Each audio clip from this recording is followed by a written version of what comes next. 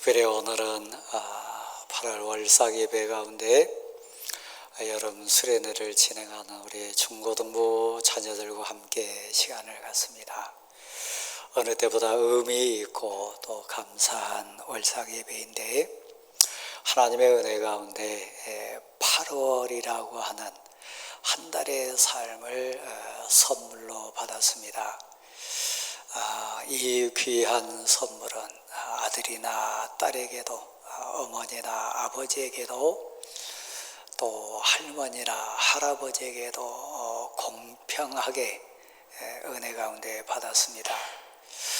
누가 이 8월 한 달을 더 알차고 또 복되게 신앙 고백으로 표현하면 더 하나님께 영광스럽게, 그리고 우리가 더불어 사는 이웃 앞에 고백했을 때는 더 감사가 넘치게 채우느냐, 또 고백할 수 있느냐, 이것은 우리 각자에게 주어진 사명이고 또 지혜이기도 합니다.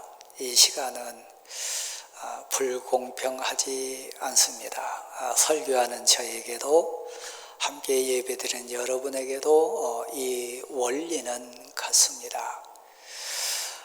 8월 한 달을 이렇게 살아갈 때 먼저 나라와 민족 앞에 우리가 한번 서봅니다.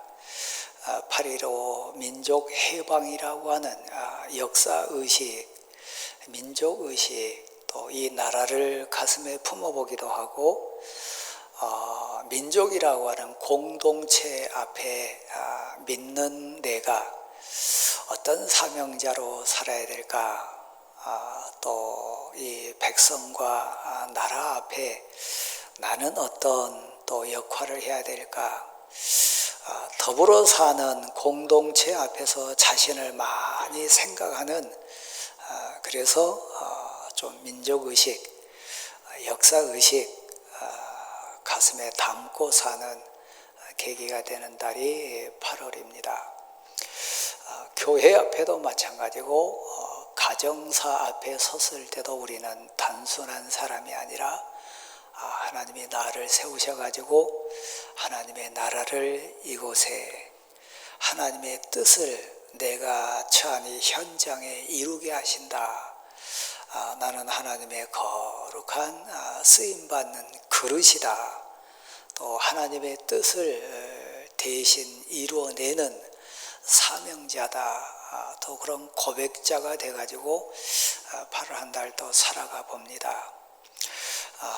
우리 모두가 알고 있듯이 8월 자연 환경은 변화무쌍할 겁니다. 벌써 저 먼 남쪽 바다에서 큰 태풍이 몰려온다.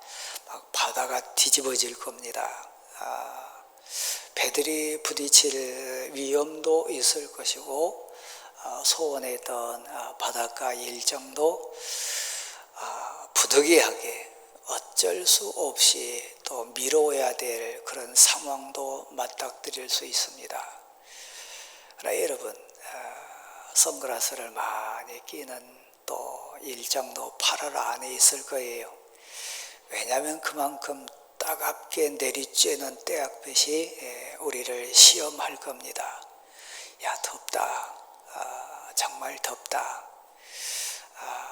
그 우리 한계를 한번 생각하면서 부채질하기도 하고, 시원한 에어컨 바람을 또 찾기도 할 겁니다. 그러면서 우리 생각하는 거예요. 야, 우리 인생은 어쩔 수 없는 한계에 사는 인생이구나. 폭우가 내릴 수도 있어요. 물에 잠겨서 삶을 다 잃어버린 이웃들이 우는 모습도 볼 수 있을 수도 있어요. 8월이 그런 시간입니다. 그러나 우리 자녀 입장으로 돌아가 보면 8월은 가정에서 부모님과 더 많은 시간을, 교실 삶을 내려놓고 일상의 가정삶 속에 또 다른 인생을 배워가는 시간이 방학이라고 하는 8월 일정입니다. 그러니까 자녀들에게도 소중하고 부모에게도 소중하고 나라 공동체 앞에 섰을 때도 의미 있고 혼자 깊게 오늘 오셨는지 모르겠습니다만 안 오셨네요. 어느 권사님도 지난 주중에 저에게 또 이렇게 연락 주셨어요. 목사님, 이번 주중에 제가 금식하러 기도원에 들어갑니다. 위해서 기도해 주십시오. 저도 교회를 위해서, 목사님 위해서 성심껏 기도하고 오겠습니다. 아마 여기 계신 분 중에도 8월 일정 가운데 온전히 은혜를 사모하면서 하나님의 뜻을 소원하면서 하나님 앞에 서고 싶습니다. 음식을 패하고 일상을 다 내려놓고 오직 하나님의 은혜만을 사모하는 시간 소원해서 아마 기도원을 가시든 금식을 하시든 철야를 하시든 하나님 앞에 서는 일정이 잡혀 있는 분도 계실 거예요.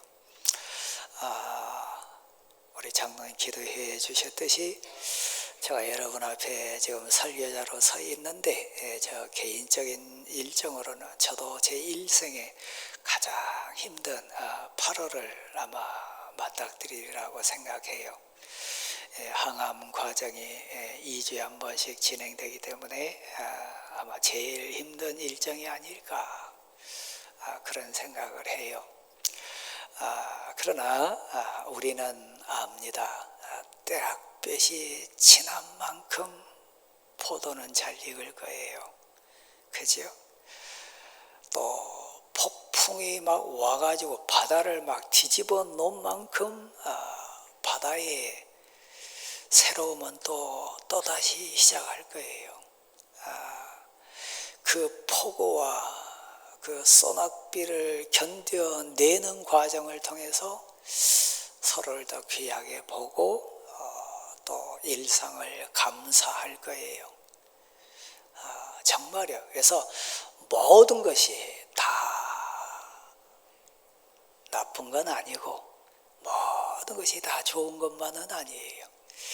믿음으로 어떻게 해석하고 은혜로 어떻게 받아들이느냐에 따라서 우리는 한 단계 올라설 수도 있고 영그러질 수도 있고 인격으로 말하면 더 철들고 성숙할 수 있을 거예요. 그래서 두려움 없습니다. 걱정 없습니다. 왜냐하면 만왕의 왕이신 하나님이 나의 하나님이시고 눈동자같이 나를 보호하신 하나님이 나와 함께 하시고 힘이신 하나님이 때마다 시마다 나에게 은혜를 주실 줄 믿습니다. 여기까지도 그렇듯이 지금도 마찬가지고 앞으로도 그렇게 해주실 줄 믿습니다. 그래서 그 모든 과정이 은혜라고 하는 하나님의 계획이라고 하는 흐름 속에 있기 때문에 결론은 하나님의 뜻이 이루어집니다. 결론은 하나님의 작품이 이루어집니다. 결론은 하나님께 영광이 돌려집니다. 그래서 감사합니다. 그렇기 때문에 하나님을 찬양하고 하나님 앞에 엎드릴 수밖에 없습니다. 오늘 수련회 가운데 있는 사랑하는 우리 중고등부 학생 여러분, 제가 시작할 때 축도하기 전에 우리 학생들 앞에 이 얘기 했어요.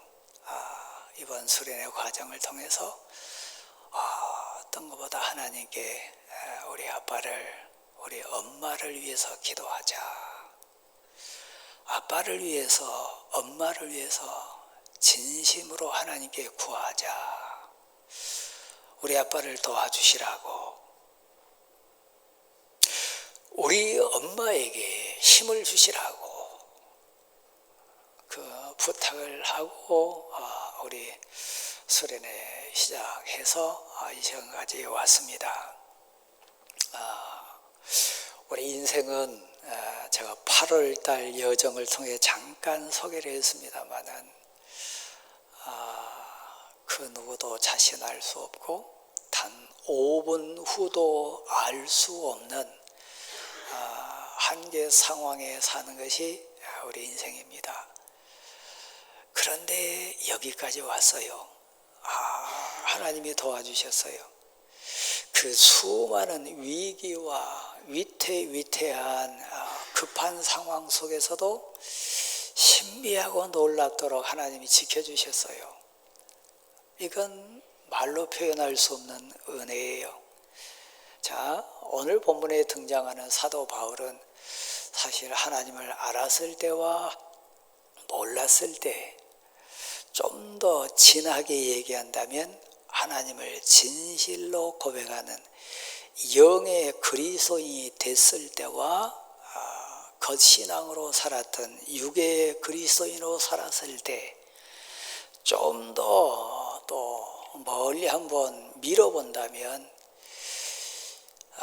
관습이나 이론이나 그냥 지식으로 알았던 하나님을 불렀을 때와 나의 하나님이 돼가지고 예수 그리스도를 이제는 내가 죽어도 주님을 위해 죽고 살아도 주님 위해 살겠습니다 고백했던 그 신앙 고백 이후에 바울은 너무 달라요.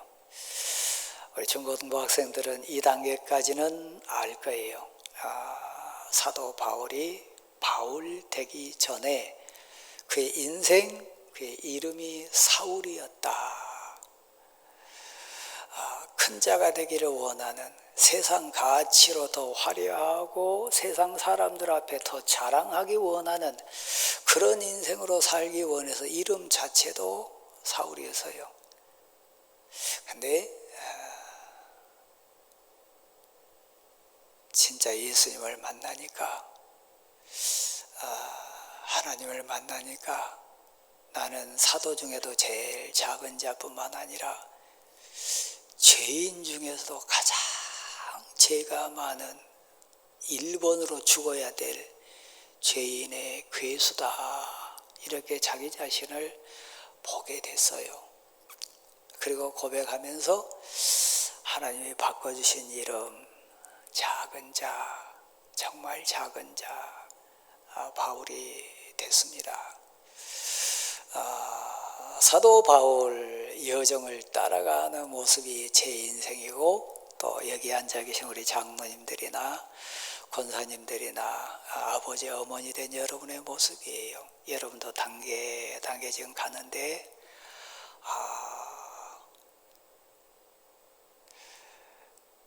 이제는 내가 산 것이 나를 위해 산 것이 아니요 나를 위해서 십자가에 못 박히신 예수 그리스도를 위해서 사는 것이라.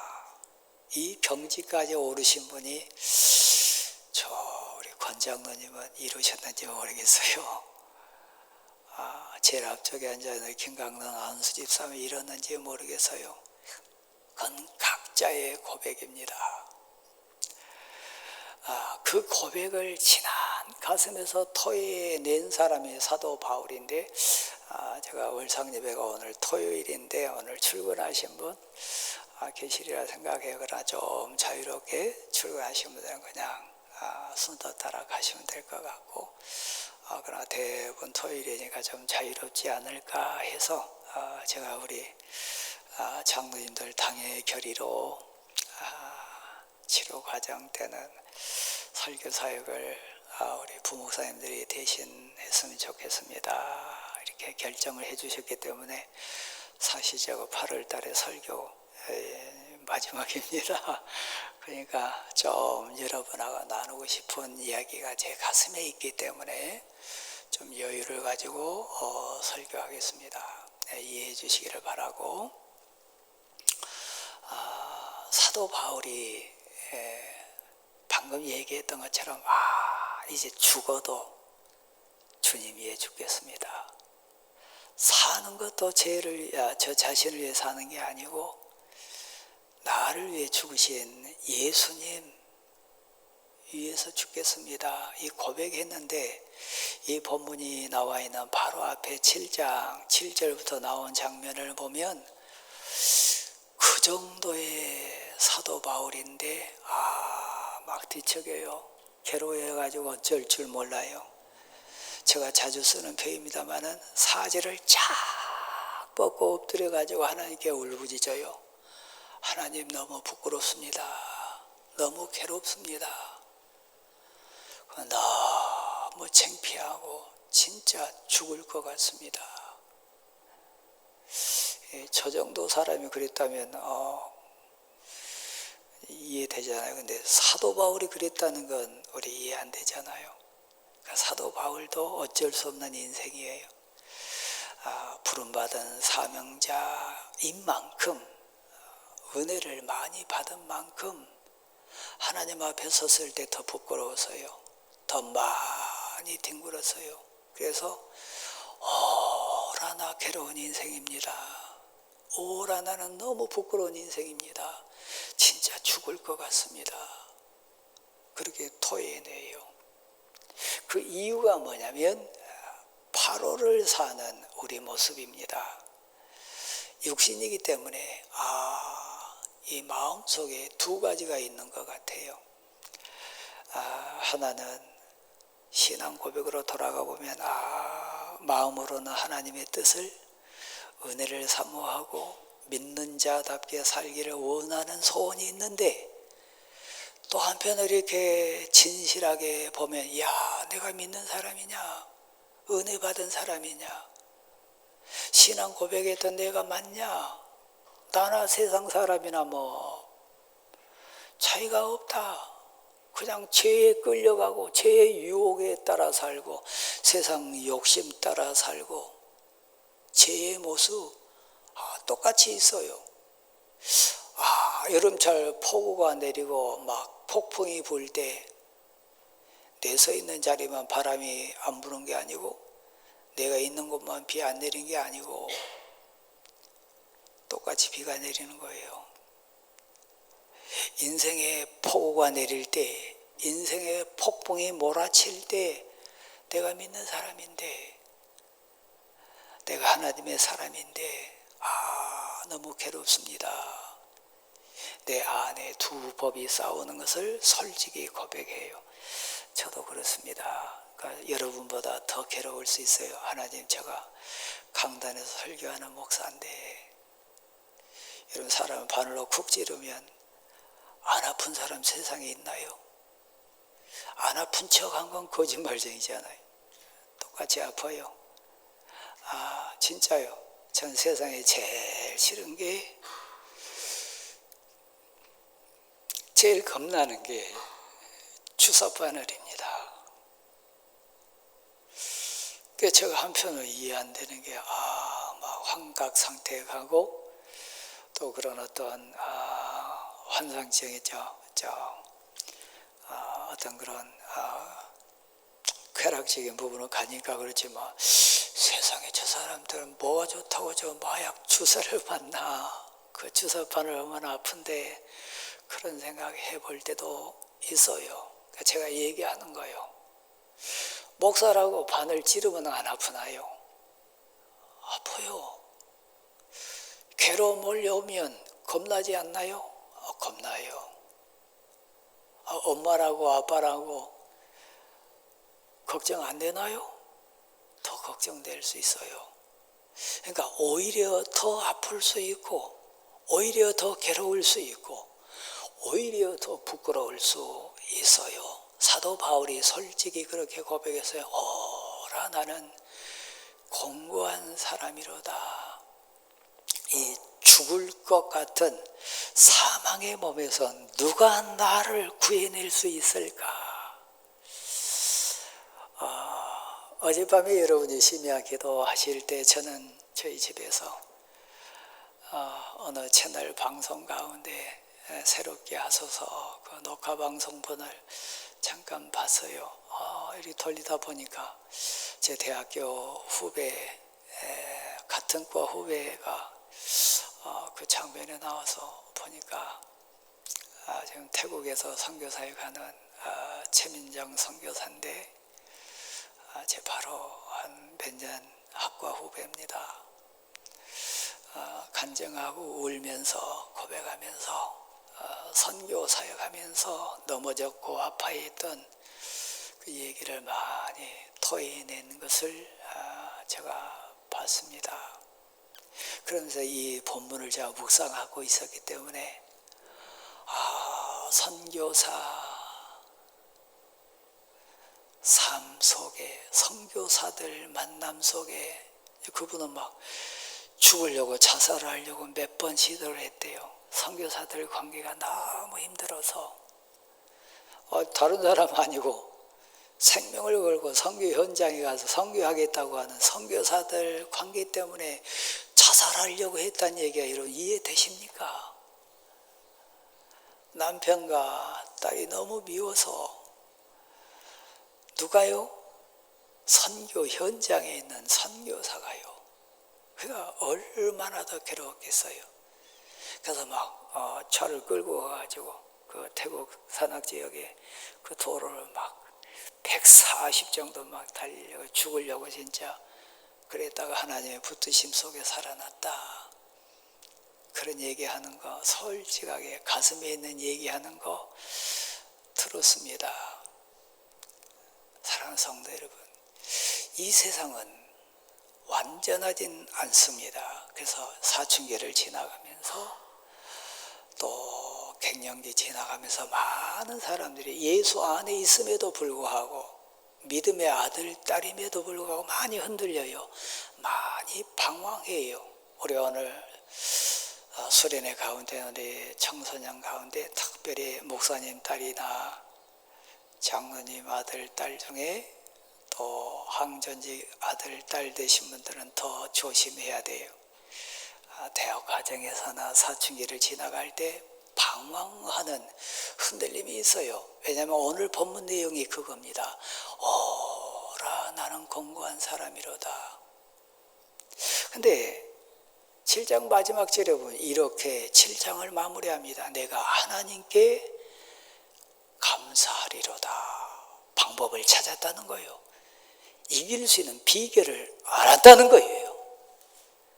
승리의 원리를 알았다는 거예요. 이게 사람에 있지 않고 논리에 있지 않고 내 지식 수준에 있지 않고 내 윤리 도덕의 완성에 있는 것이 아니라 그러므로 그리스도 안에 있는 자에게는 결코 정죄함이 없나니 방법이 있어요. 한번 받아십시다. 예수 안에 생명이 있습니다.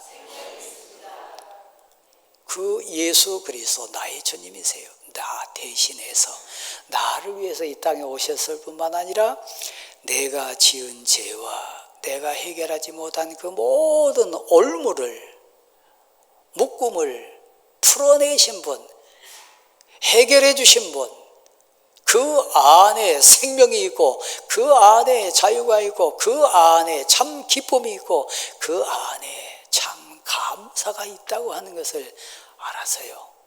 내게 있지 않아요. 내 노력에 있지 않아요. 이건 비밀이에요. 신비해요. 이건 세상 가치 많고 적음에 있지 않아요. 예수 안에 있어요. 예수 그리스도 그는 나의 구세주, 그는 나의 메시아예요. 그래서 예수 안에 있으면 이 정죄함, 내가 은혜 받은 사람인데, 내가 구원받은 사람인데, 내가 그래도 예수 많이 믿은 사람이고 오래 신앙생활한 사람이고 내가 직분자인데, 이 모든 그 정죄의식의 울타리를 열어 젖힐 수 있는 비결이 뭐냐? 예수 안에 거하는 거예요. 여기 우리 중고등부 친구들 중에 세상 철학에 이 답이 있나? 세상 윤리 도덕 어떤 부분에 답이 있나 방황하고 다니지 마세요. 예수 안에 있습니다. 그리스도 안에 있는 자에게는 결단코 정죄함이 없나니 이는 그리스도 안에 있는 성령의 생명의 법이 너를, 죄인된 너를 해방하였습니다. 성령의 생명의 법이 우리에게 은혜로 임해요. 말씀이 우리를 풀어줍니다. 기도 가운데 풀어주기도 하고요, 찬양 가운데 풀어주기도 하고요, 말씀 가운데 참 자유를 주시기도 하고요, 기도 가운데 세상이 줄 수 없는 자유를 얻기도 하고요, 찬송 가운데 능력이 나타나가지고 그 모든 정죄함과 부끄러움과 죄됨과 나의 모자람을 극복할 수 있는 새 힘을, 그건 신비해요. 어디서 그런 힘이 난지 몰라요. 어떻게 그런 능력이 내게 나타난지 몰라요. 이건 신앙의 비밀, 영적인 능력이에요. 위로부터 임하는 권능이에요. 세상을 이기고 죄를 이기고 유혹을 이기고 나를 이기고 부끄러움을 이기고 그 모든 걸 이겨내는 위로부터 임하는 능력, 그게 기독교의 핵심이에요. 오직 성령이 너희에게 임하시면 너희가 권능을 받고 예루살렘과 온 유대와 사마리아와 땅 끝까지 이르러 내 증인이 되리라. 여기 등장하는 증인은 자유한 사람이요. 단순히 우리 생명은, 여기서 말하는 생명은 육신의 생명을 얘기하는 게 아닙니다. 영원한 생명입니다. 다 죽어요. 그 생명을 얘기하는 거 아닙니다. 영원히 사는 생명이요, 그리스도 안에서 얻는 영원히 사는 생명이요. 기독교가 뭐냐? 이 생명을 얻어내는 거예요. 기독교가 뭐냐? 그 생명을 선물로 받은 자는요, 똑같이 태풍 맞아요, 똑같이 폭우 속에 있어요, 똑같이 울어요, 똑같이 아프고 똑같이 괴로울 수 있어요.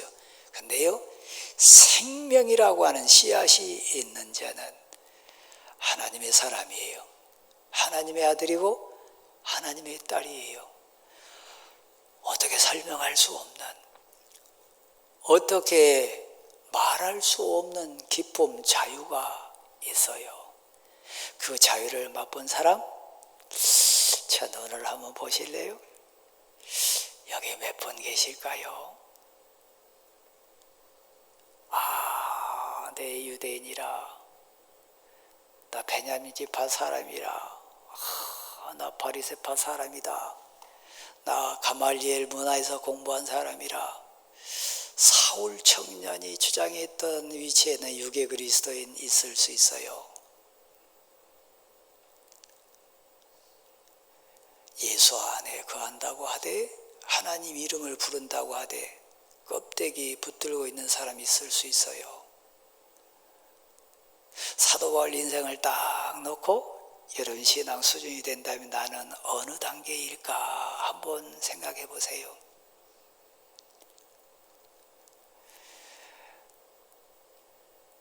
그러나 우리에게 소원하는 거요, 이 비밀을 아는 자는요, 죄에서 자유함을 얻는 비밀, 세상 것으로 표현할 수 없는 그 기쁨과 자유를 만끽하는 자는요, 세상 부럽지 않아요.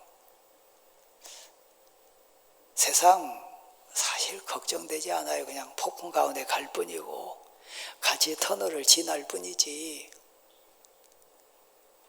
비록 내가 사망의 음침한 골짜기를 다닌다 할지라도 해를 두려워하지 않을 것은 주께서 나의 지팡이가 되심이라. 주의 지팡이와 막대기가 나를 안위하시나이다. 이 고백이 여러분에게 있기를 간절히 소원합니다. 담임 많은 목사로서 8월을 여는 여러분에게, 특별히 사랑하는 중등부, 고등부 학생 여러분에게 한시라도 빨리, 한 해라도 더 젊어서, 한 해라도 힘이 있을 때 위로 하늘이 열리는 비밀, 말씀이 힘이 되고 기도가 능력이 되고 찬송이 감격이 되는 그 영적인 비밀을 깨달아서 세상 지식을 적어도, 어제 제가 고등학교 선대 목사님이 우리 교회 찾아오셨어요. 아마 우리 교회에서 신앙생활 할지도 모르겠어요.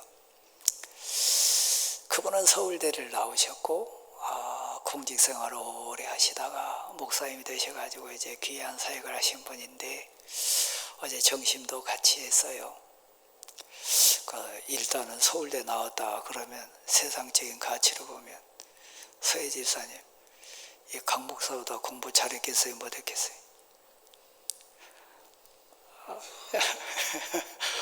저도 사실 공부 잘한다고 생각했는데 저하고는 비교가 안 될 만큼 공부 잘했을 거예요. 우리 중등부, 고등부 학생 여러분, 저를 보세요.